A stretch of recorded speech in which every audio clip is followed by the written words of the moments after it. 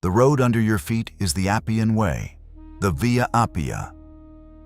Construction began in 312 BC under the censor Appius Claudius Caecus, the same man who started Rome's first aqueduct that same year.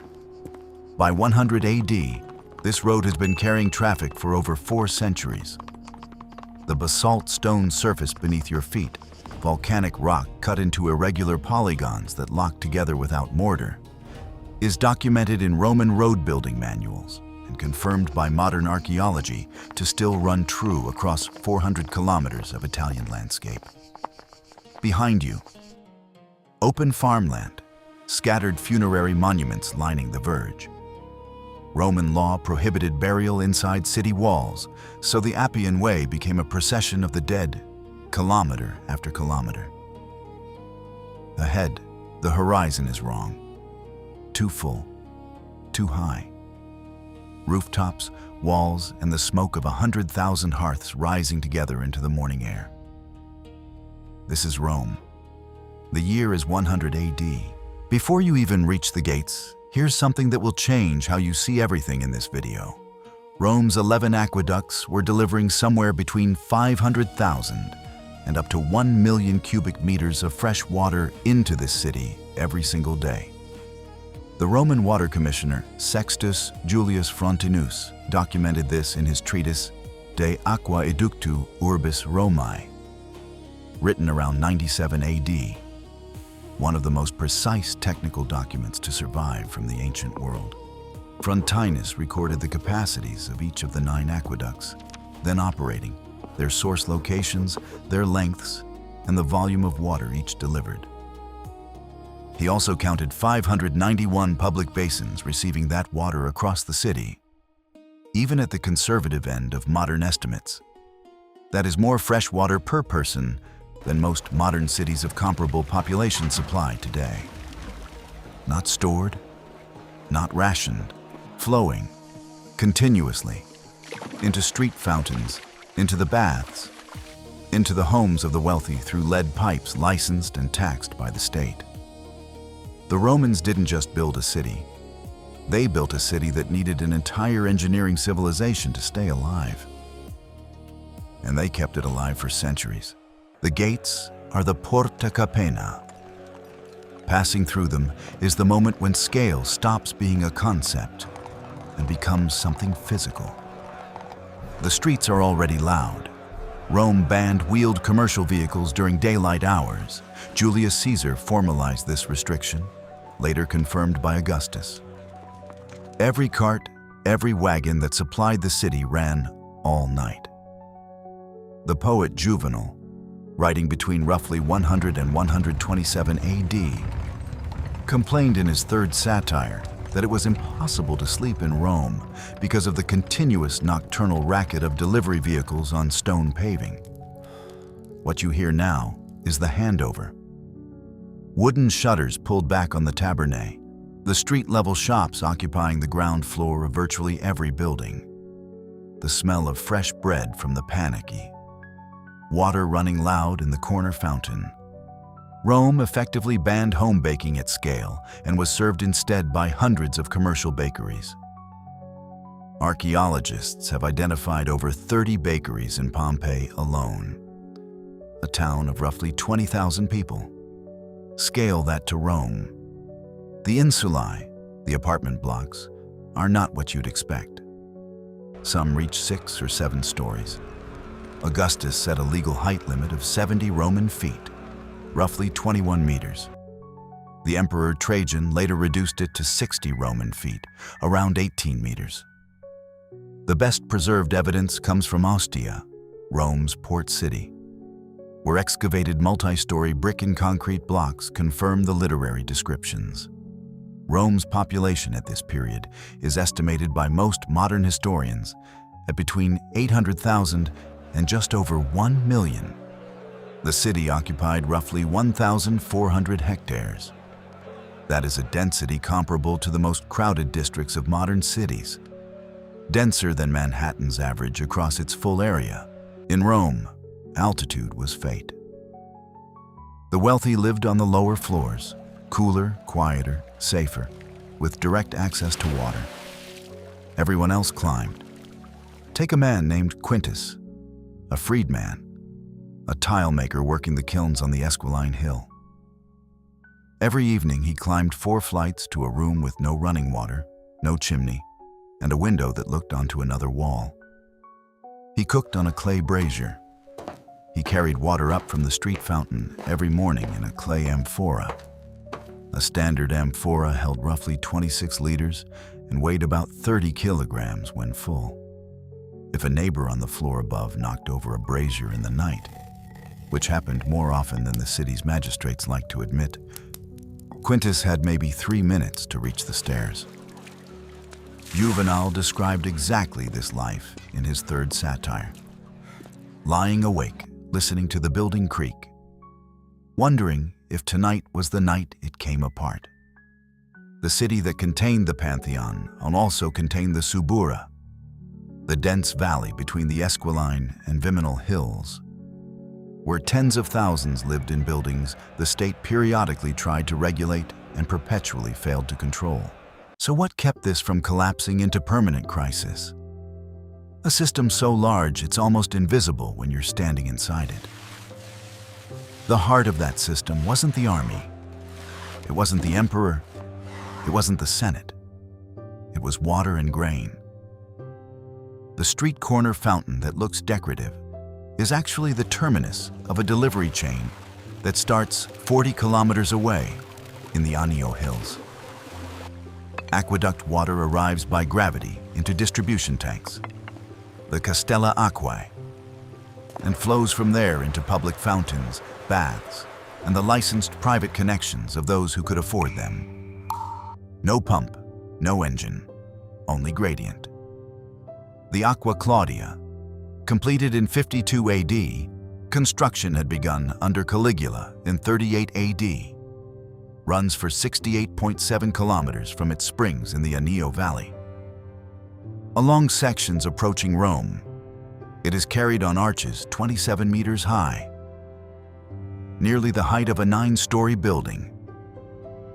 The Porta Maggiore, where the Aqua Claudia and the Anio Novus entered the city together on a double-tiered arch, still stands today at the intersection of 2 modern streets in Rome. It ran day and night, in war and in peace, for nearly 5 centuries. It is not architecture. It is mathematics made from stone. Food was a different kind of mathematics, and a more dangerous one. Rome couldn't feed itself from any surrounding territory. The grain that fed 1 million people came primarily from Egypt, which Augustus made an imperial province in 30 BC, specifically to control its harvest, and from North Africa. Strabo and Josephus both describe Egypt supplying Rome with enough grain to feed the city for roughly 4 months of each year. The supply chain was extraordinary.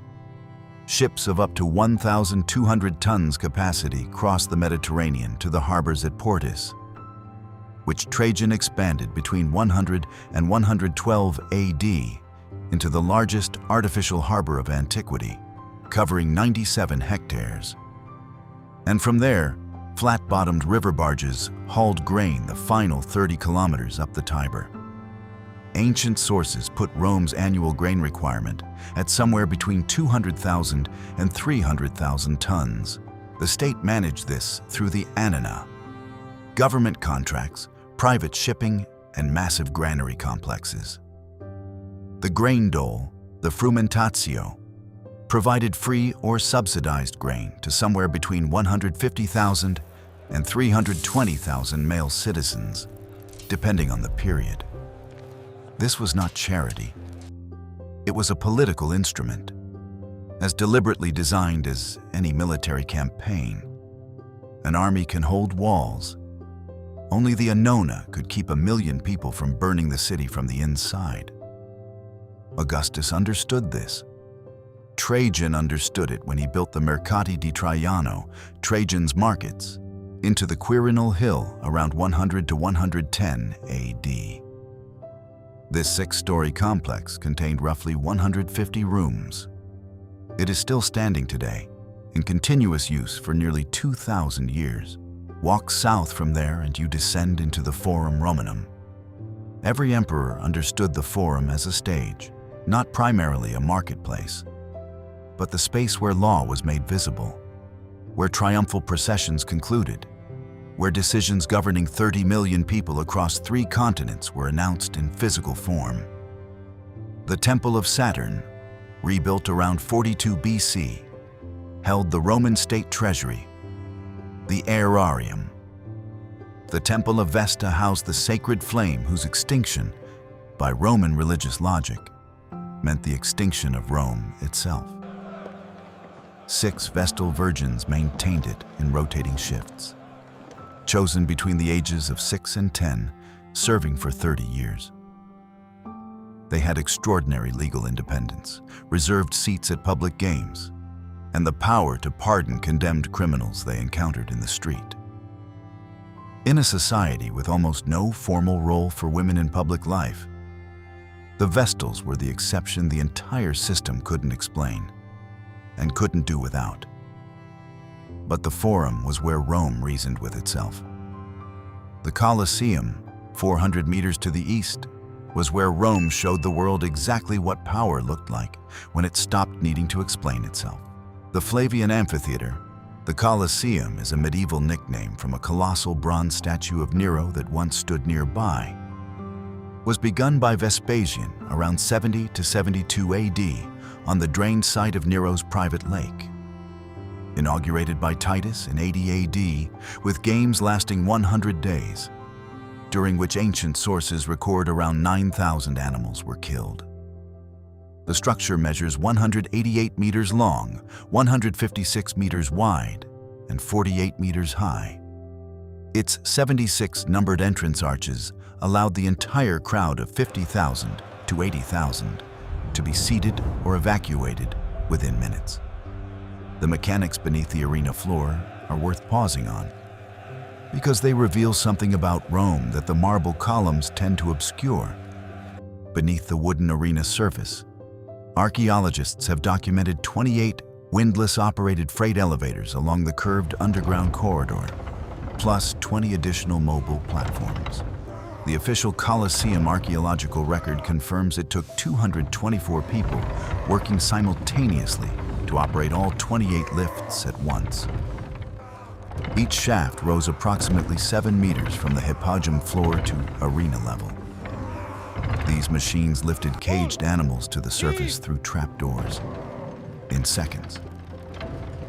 80,000 people watched the floor produce, apparently from nowhere, a lion, a condemned prisoner rising into the light. This was not spectacle added to engineering. This was engineering as spectacle. Rome's deepest instinct, the invisible mechanism behind the visible effect, is always the real achievement. The Baths made the same argument at a different scale. The Baths of Trajan, completed in 109 AD on the Appian Hill above the former site of Nero's Golden House, covered roughly 13 hectares. The later Baths of Caracalla, completed in 216 AD, covered 25 hectares and served an estimated 6,000 to 10,000 bathers per day. By the 4th century, the regionary catalogs, official urban inventories compiled around 354 AD, record 11 major imperial bath complexes and over 900 smaller public baths across the city. Entry cost a quadrans, the smallest Roman coin, worth a quarter of an us, effectively free. You moved through the frigidarium, the tepidarium, the caldarium, cold, warm, hot, in a sequence that was simultaneously hygienic, social, recreational, and commercial. Philosophers lectured in the exercise yards. Business was conducted in the gardens. The man who tended your brazier in the Subura and the senator who owned 3 houses on the Palatine stood in the same water, in the same steam. The baths were where the city went to remember, briefly, that it was one city. But every furnace in every bath needed fuel. And that fuel came from forests. and the forests were running out. Rome consumed wood at a rate that deforested large portions of central Italy and pushed timber imports from the Apennines, North Africa, and the Black Sea coast.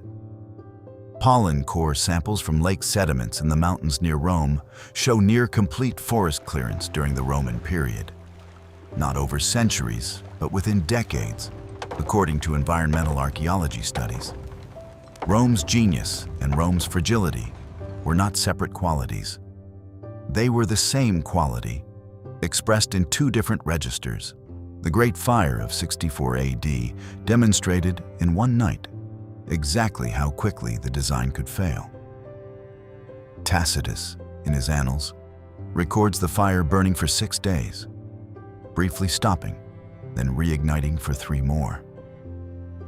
10 of Rome's 14 administrative regions were damaged or destroyed. Nero's rebuilding program established minimum street widths of 10 Roman feet, just under 3 meters, and required fire-resistant construction on street-facing facades. The response was correct. It came, as these responses tend to, 30 years too late.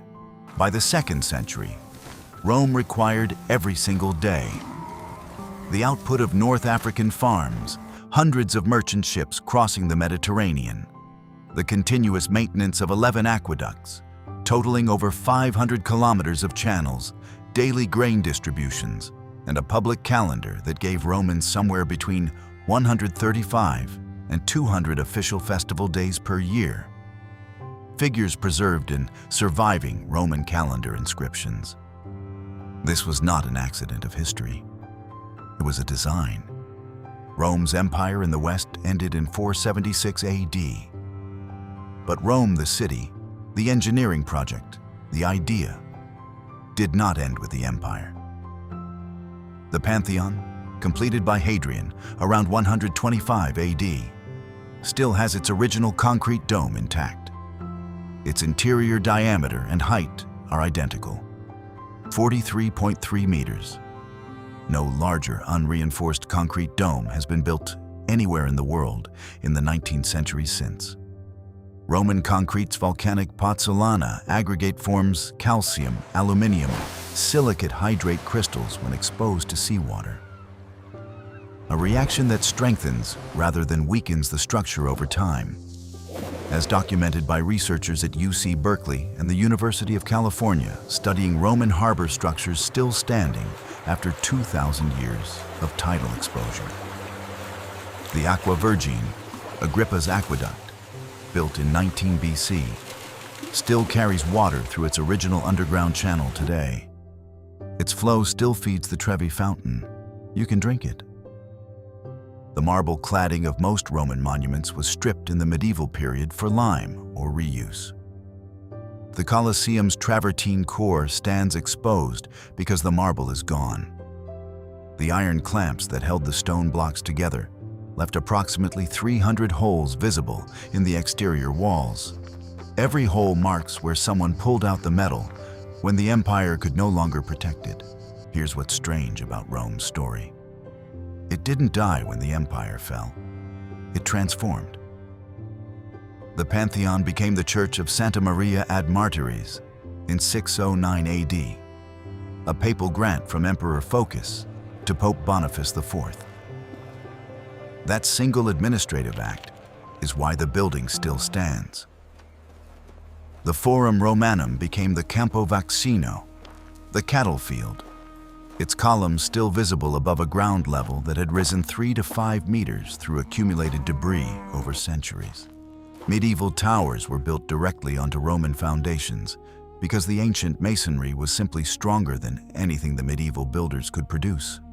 By the 8th century, Rome's population had fallen to somewhere between 20,000 and 50,000, from a peak of nearly 1 million.